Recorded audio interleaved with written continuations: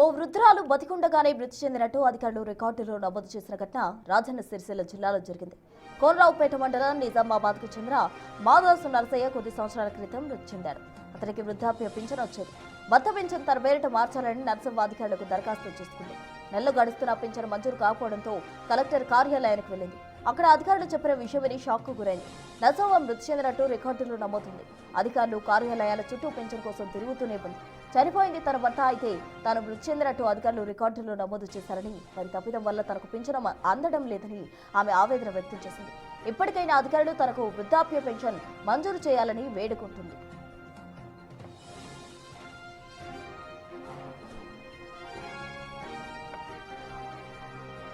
ఇదే అంశానికి సంబంధించి పూర్తి వివరాలు మా ప్రతినిధి శ్రీనివాస్ అందిస్తారు ఫోన్ లైన్ ద్వారా. శ్రీనివాస్, వృద్ధాప్య పింఛను తనకు తన భర్త చనిపోవడంతో తన పేరు మీద మార్చాలని చెప్పి అధికారుల చుట్టూ తిరిగి నిన్న కలెక్టర్ కు వెళ్లి అక్కడ విషయం తెలుసుకునేటువంటి ప్రయత్నం చేసినటువంటి సందర్భం లోపల ఇటు అధికారులు చెప్పినటువంటి సమాధానంతో అయితే షాక్ గురైనటువంటి పరిస్థితి కనబడుతుంది.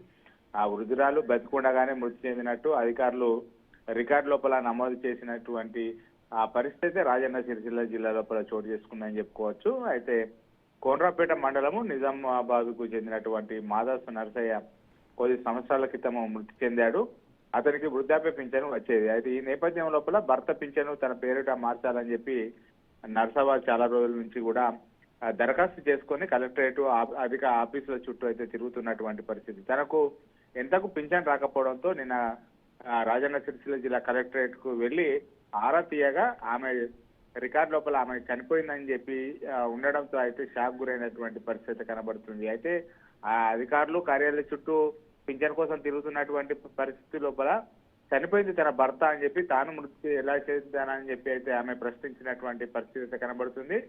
అధికారులు పొరపాటున భర్త చనిపోవడంతో భార్య చనిపోయినట్టుగా ఇటు కనకవాణి చనిపోయినట్టు రికార్డు లోపల నమోదు చేశారు. ఇప్పటికైనా అధికారులు తనకు వృద్ధాప్య పింఛను మంజూరు చేయాలని చెప్పి అయితే అధికారులను వేడుకుంటున్నటువంటి సంఘటన రాజన్న సిరిసిల్ల జిల్లా లోపల చోటు చేసుకున్నటువంటి పరిస్థితి.